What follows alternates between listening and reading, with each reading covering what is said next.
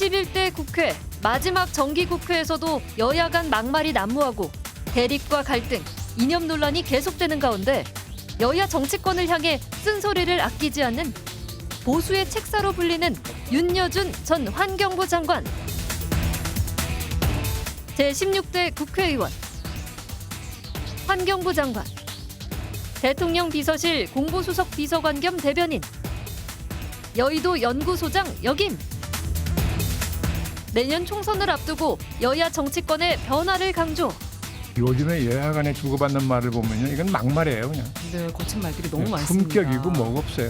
지금같이 보여졌던 그런 자세로 정기국회 치르면 내년 총선 굉장히 힘들어질 겁니다. 윤여준 전 장관이 바라본 내년 총선 전망 집중 분석합니다. 이재명 민주당 대표는 18일째 단식 중이고 이념 논란과 개각에 대한 엇갈린 평가로 여야는 날카롭게 대립하고 있습니다. 이래서 어디 국정감사를 제대로 할까 싶은데요. 최근 정치 현안과 내년 총선 전망 등에 대해서 윤여준 전 환경부 장관과 이야기를 나눠보겠습니다. 윤 전 장관님 안녕하십니까? 네, 안녕하세요. 네. 윤석열 대통령이 국방부, 문화체육관광부, 여가부 장관을 교체하는 개각을 단행했습니다. 사실 이 개각이라는 게 어떤 메시지를 담고 있는데요. 네. 이번 개각은 어떻게 보셨나요? 글쎄요, 그 규모로 봐도 그렇고 등용한 인물로 봐도 그렇고 저는 개각이라는 말 하기가 좀 그렇지 않나. 저는 그래서 보각 아니냐, 보각. 보각. 네. 네. 굳이 쓰지 않는 말이긴 하지만 굳이 보각의 성격이지 이걸 개각이라고 할 수 있나, 저는 그런 생각을 해봤습니다. 네.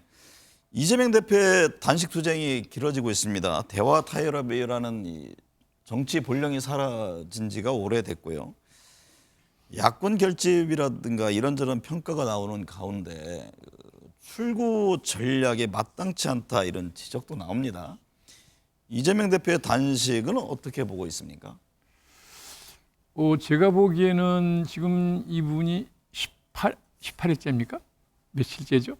굉장히 오랫동안 지금 단식을 계속 했잖아요. 네, 18일째입니다. 네. 네, 오늘이. 네. 보통 사람으로서는 그 사실 견디기 어려운, 그렇죠? 예, 고통스러운 일일 텐데 어쨌든 저렇게 장기간 단식을 하는 고통을 겪은 만큼 저는 정치적 보상은 충분히 있다고 보는데요. 네. 그걸 노리고 했다는 뜻은 아닙니다. 그러나 네. 결과적으로 정치적으로 많은 것을 얻을 수 있는 단식이었다. 저는 그렇게 보는 거죠. 왜냐하면 우선 그 단식 이전에 민주당 내에 소위 비명계, 친명계 그래가지고 여러 가지 목소리가 나왔잖아요. 네. 비명계 목소리가 상당히 활발하게 막 나오는 판이라서 당이 이게 갈라지는 거 아니냐라는 평가들이 있었는데 그걸 다 잠재웠잖아요. 네. 지금 아무 그런 다른 소리가 안 나오지 않습니까? 그것만 해도 확실한 성과고 또 이걸 계기로 제가 보기에는 내년 공천권까지도 확고해졌다고 봅니다. 네. 그러니까 고생할 만큼 정치적 성과는 있었다고 봐야 되는 거 아니냐, 저는 네. 그렇게 보는데요. 네. 민주당 어제 긴급 의원총회를 열어서 이 대표의 단식 중단을 촉구하면서 총리 해임 건의안을 제출하고 검사 탄핵 등을 추진하겠다고 밝혔습니다. 총력 투쟁을 밝힌 셈인데요. 지금 한덕수 국무총리 해임 건의안 내는 게 무슨 총력 투쟁인가요? 네. 마땅한 카드가 없으니까 국무총리라는 지위가 있고 그러니까 그런 것 같은데 저는 뭔가 그렇게 관역을 맞춘 것 같지 않은 그런 느낌이에요. 네. 네. 김기현 국민의힘 대표가요, 이재명 대표에게 단식 중단을 요청하면서 여야 대표 회담을 제안했습니다. 네. 하지만 민주당은 이게 단식장을 찾은 것도 아니고 열흘 넘게 조롱하던 여당 대표의 제안에 대해서 이게 정치적 의도가 있는 것 아니냐 이런 의구심을 보내던데요. 김기현 대표의 움직임은 어떻게 보시는지요? 아니 야당 대표의 단식이 길어지면 당연히 그건 여당으로서 정책 부담을 안게 되는 거죠. 그런데 이 단식 초기에 이 대표가 제 기억으로도 좀 이렇게 조롱하는 것 같은, 그렇죠? 네. 그런 말을 했어요. 네. 그리고 어쨌거나 제1야당이고 원내 다수당의 대표인데 어쨌든 단식을 한다 그러면 여당 대표가 한번 좀 찾아가서 뭐 위로도 하고 만류도 하고 하는 그런 정치적 제스처를 쓰는 게 상식적인 수순인데 그걸 네. 일체 안 하더라고요. 그러다 지금 와서 저렇게 하니까 정말 뭐 명분도 없고 받아들일 리도 없는데 네. 예, 그냥 제스처로 하는 것 같은 그런 인상을 주는 거 아닌가요? 네. 네. 과거에는 야당 대표 단식하면은 뭐 대통령실의 정무수석이라든가 가고 그렇게 여당에서 했죠. 적극적인 네, 움직임을 예, 보인 바가 있잖아요. 네. 그게 이제 의회 정치하는 사람들이 의뢰하는 상식적인 수순인 건데 네. 지금 최근에 와서는 그게 다 무너졌죠. 우리가 지금 의회 정치한다고 얘기가 딱하지 않습니까? 네. 내년 4월 총선이 7개월여 앞으로 다가왔습니다. 선거하면 흔히들 인물, 정책, 구도를 말합니다. 내년 총선 승리를 위해서 여야 가장 중요한 것은 어떤 점이라고 보세요? 역시 이건 뭐 공천이죠. 공천 문제. 네, 공천 어떻게 하느냐 굉장히 중요하죠. 결국 뭐 지역구에서 사람을 뽑는 거니까 예, 공천을 잘하는 게 가장 핵심적인 과제인데 그게 저도 공천 작업을 해봤잖아요. 네. 이거 사람 하나 좋은 사람을 찾아서 출마를 해달라고 설득을 해서 승낙을 받는데 들어가는 시간과 노력이 어마어마해요. 네. 예, 그래서 지금 이제 총선이 내년 4월이잖아요. 네. 그럼 이미 지금부터 여당 입장에서는 네, 더군다나 대통령 지지도가 30%대를 지금 계속 가고 있어서 아마 뭐 웬만한 사람은 뭐 할 생각을 안 할 거라고 보는데요. 네. 예, 이런 상황 속에서 공천을 제대로 하려면 당이 뭐 예, 상당히 지금부터 예, 그야말로 올 코트 프레싱을 해서 네. 해도 좋은 인물을 영입하기가 쉽지 않을 겁니다. 그 여권, 야권 다 마찬가지로 보시는 겁니까? 뭐 야당 입장은 야권은 어떤가요? 아무래도 좀 낫겠죠. 네. 여권보다는. 네. 네. 만약 내일 선거가 치러진다면 여야 어느 쪽에 더 유리할까요? 지금 같으면 그거의 판단하기가 쉽지 않을 것 같아요. 저는 최근에 뭐 여론조사 같은 걸 정밀하게 보지는 않습니다만 또 여론조사라는 게 어떻게 하느냐 방법에 따라서 하도 결과가 다르게 나오는 것이라서 네. 제가 직접 해보지 않은 것은 신뢰하기가 어려운 면도 있는데요. 지금 같으면 쉽게 우열을 얘기하기가 어려울 것 같은데 네. 이 수도권이 제일 중요한 지역이잖아요. 의석도 많고 수도권만 놓고 보면 민주당이 조금은 더 우세하지 않을까 네. 그런 판단을 해봅니다. 10월 강서구청장 보궐선거 네. 예정돼 있잖아요. 네, 네. 그게 하나의 어떤 그 수도권 민심을 볼 수 있는 바로미터가 될 수 있을까요? 글쎄요. 그걸 서울 시민심의 바로미터라고 하려면 여러 가지 요소를 봐야 되는데 네. 저는 뭐 강서구에 대해서 잘 모르기 때문에 그거 쉽게 판단하기 어렵겠는데 그러나 어쨌건 참고는 할 만하겠죠. 네. 네. 여야 모두 현 지도부 위기론을 말합니다. 김기현 대표 체제, 이재명 대표 체제로 선거가 치러질지 아니면 뭐 비대위 체제로 갈지 이런저런 말들이 나오는데 어떻게 예상하세요? 글쎄요. 저는 비대위 체제로 갈까요? 네. 그 비대위 체제로 가려면 또 어디서 또 뭐 당내에서 뭐 모셔든가 당에서 모셔봐야 되잖아요. 네. 예. 지금 뭐 비대위 위원장 할 만하면 글쎄 모르겠습니다만 마땅치 않을 것 같기도 하고 민주당 같은 경우는 굳이 뭐 이재명 대표가 물러날 생각 없어 보이는 거 아닙니까? 네. 지금? 네. 네.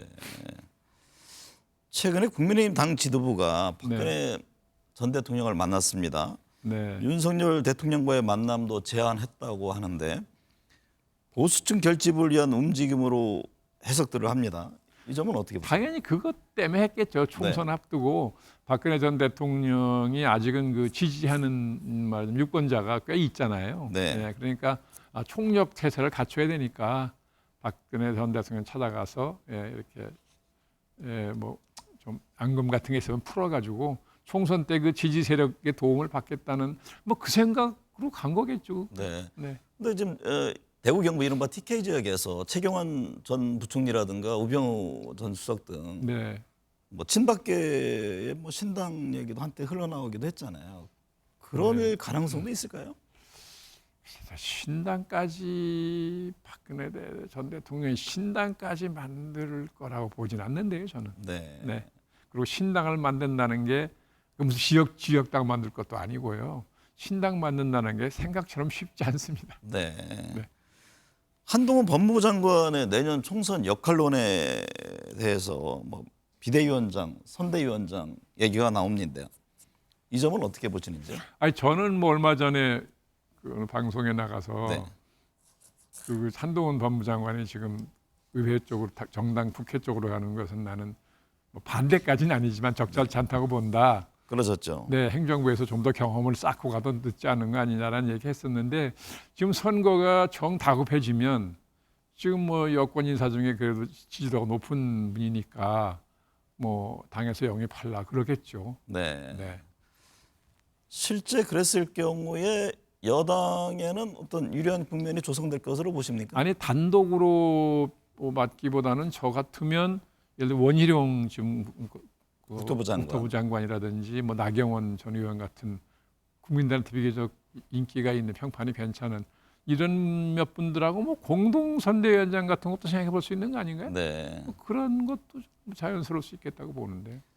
내년 4월 총선을 앞두고요. 몇 건은 앞서도 말씀드렸습니다만 친박 인사를 중심으로 한 신당론부터 유승민 전 의원, 이준석 전 대표 등의 움직임을 주목합니다. 야권은 뭐 이 대표의 검찰 수사와 관련해서 이른바 비명계의 움직임이 또 한때 얘기가 됐었고요. 여야의 합종 연행, 뭐 분열 이런 부상 전망 등에 대해서는 어떻게 보고 계세요? 사실 저는 뭐 그렇게까지 상황이 올 거라고 보지는 않고요. 네. 모르겠습니다. 윤 대통령이 어느 정도 포용성이 있는 분이 제가 잘 판단하기가 어렵긴 한데 네. 그래도 이 유승민 씨나 이준석 전 대표 같은 경우에는 공천을 주는 게 상식 아닌가요? 네. 예. 그리고 당의 어쨌거나 자원이고, 예. 그래서 뭐 유승민 의원 같은 경우는 뭐 수도권에 공천을 한다든지. 근데 이준석 대표는 원래 선거구가 노원이었는데요. 네. 그래서 대구 가서 뭘 이렇게 하는 거 보면. 그리고 노원구 쪽에 물어보니까 선거가 만만치 않을 거라고 그래요. 네. 그래서 이 대표가 혹시라도 노원이 아닌 대구 출마를 염두에 뒀나 하는 이런 짐작을 하게 되더라고요. 네. 뭐 최근에는 좀 부인은 하더라고요. 예, 대구에 보이는 대해서. 부인했죠. 네. 네, 네.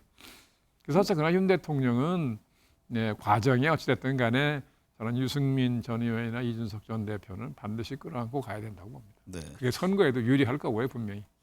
근데 정치권은 뭐 너무 잘 아십니다만 상식대로 가지 않는 경우가 많이 있지 않습니까? 그렇죠. 네. 근데 대통령은 어쨌거나 대통령이라는 자리는 좀 잘 포용력이 있어야 되잖아요. 네. 그러니까 그런 점에서도 뭐 그렇게 그런 포용성을 보이면 지지도 올라갈 걸요. 네. 내년 총선은 현 정부에 대한 평가가 수반될 텐데요. 용산 대통령실 참모들의 총선 차출 이게 본격화하고 있습니다. 네. 뭐 여권이 술렁인다는 얘기도 들리던데요. 네. 여권 승리를 위해서 윤 대통령에게 필요한 것은 무엇이라고 보시는지요? 우선 제가 보기에는 네. 이게 뭐 꼭 선거 승리만이 아니라 이 기본인데 이 국정에 관한 어떤 미래 비전을 제대로 체계적으로 제시한 일이 없어요. 네. 그것부터 해야 되는 거 아닌가? 그게 기본 중에 기본일 텐데 그게 없이 그냥 왔거든요. 예. 그러니까 그런 것을 좀 전 체계적으로 통합적으로 국민에게 제시하고 표를 달라고 그래야 되는 거 아니냐. 네. 뭐 상식적인 생각이지만 저는 그렇게 생각을 합니다. 예. 육사 교정에 있는 홍범도 장군 흉상 철거 이전과 함께 지금 이념 논란이 한창입니다. 대통령도 이념이 중요하다고 밝힌 바 있고요. 여권의 이념 관련 발언과 움직임 그 배경은 어떻게 보세요? 내년 총선 전략으로 보시는지요? 아니, 총선 전략으로 본다면 저는 그건 좀 납득이 안 되고요. 네. 왜냐하면 총선 전략이라면 중도적인 노선을 선택해야 되겠죠. 그렇지 않습니까? 지금 중도 세력이 상당히 많다는 거 아니에요. 네. 중도를 잡아야 되니까 총선 전략이라면 뭐 중도를 공략하는 걸로 갔어야 될 텐데 이게 반대로 간 거나 마찬가지라서 저는 이게 선거 전략이라고 보이는 건 아니고 다만 저도 뭐 윤 대통령하고 얘기를 해본 일이 없으니까 정확하게 판단하기는 어려우나 이게 최근에 이념을 가지고 아주 극단적인 언어를 써가면서 저걸 계속 강조를 하는 것이 나름대로는 검찰총장이 되고 나서 네. 문재인 정권의 성격을 알게 되고 나서부터 뭔가 속에 경각심이 생겼던 거 아니냐. 네. 예, 그래서 저렇게 강경하게 저런 의지를 보이는 거라고 저는 그렇게 해석을 하죠. 안 그러고는 납득이 안 되니까요. 네. 네. 그래서 아마도 특히 뭐 우리가 586이라고 부르는 이런 세력 중심으로 한 이념적인 성향에 대해서 굉장히 뭔가 부정적인 평가나 인식을 하게 되는 그런 일들이 있었지 않았나 저는 그냥 그렇게 추측을 합니다. 네. 근데 그 점에 대해서 보수 안에서도 여러 이제 갑론을박이 있지 않습니까? 네. 아니, 그러니까 이게 상식적으로 보면 중도로 가야 되는데 네. 예. 지금 저렇게 막 보수도 막 극보수적인 거로 가니까 사람들이 이거 이러다가 이거 말하자면 민심에 이반이 오는 거 아니냐라 걱정하는 사람들이 많이 있죠. 우선 네. 이해도 잘 안 되고 저도 처음에는 이해가 안 됐어요. 왜 네. 저러나. 그런데 가만히 이렇게 이해를 하려고 노력을 하다 보니까 이런 이유 때문인가 하는 짐작이 네. 가더라고요. 21대 마지막 정기국회가 열리고 국정감사가 이어지는데요. 네. 대통령과 정치권에 가장 주문하고 싶은 것은 어떤 점인지요? 아니 뭐 국정감사는 대통령 입장에서는 뭐 이제 직접 감사 받는 건 아니고 네. 행정부가 받는 거잖아요. 그러니까 성실하게 받으라고 해야 되고요.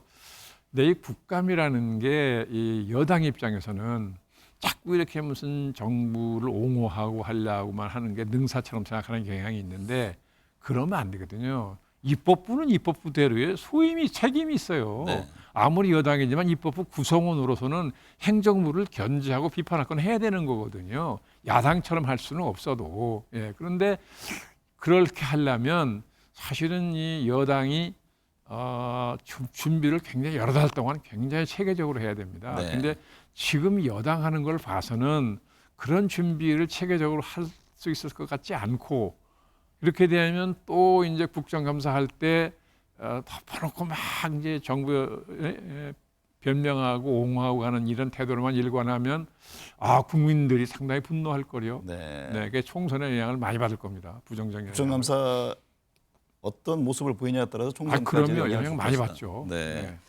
내년 총선의 최대 관전 포인트는 뭐가 될까요? 저는 윤 대통령에 대한 심판이냐 지원이냐 네. 전 두 가지를 매우 흥미롭게 보려고 합니다. 네. 왜냐하면 집권하고 2년 후에 치러지는 총선이니까 네. 이걸 심판을 하겠다라고 할 것인지 아니면 2년 동안 여소야대 국회 속에서 별로 할 수 없는 여건이었으니까 네. 한번 여건을 만들어주고 제대로 하고 심판하자 그래서 지원을 할 것인지는 저로서 판단하기 어려운데 네. 어쨌거나 심판이냐 지원이냐 양당 간에 어느 쪽을 유권자가 선택할지 저는 매우 흥미롭게 보려고 합니다. 어느 쪽으로 무게 추가할 것이라고 나름대로 짐작을 하고 계시죠. 장담하기는 어렵죠 지금 같으면. 네. 네. 결국 이제 정권 심판이 될지 아니면 뭐 거대 야당에 대한 심판이 될지 그렇죠. 이 부분이 주요 관심사가 될 것이다 이런 진단이시군요. 오늘 말씀 감사합니다. 네, 수고하셨습니다.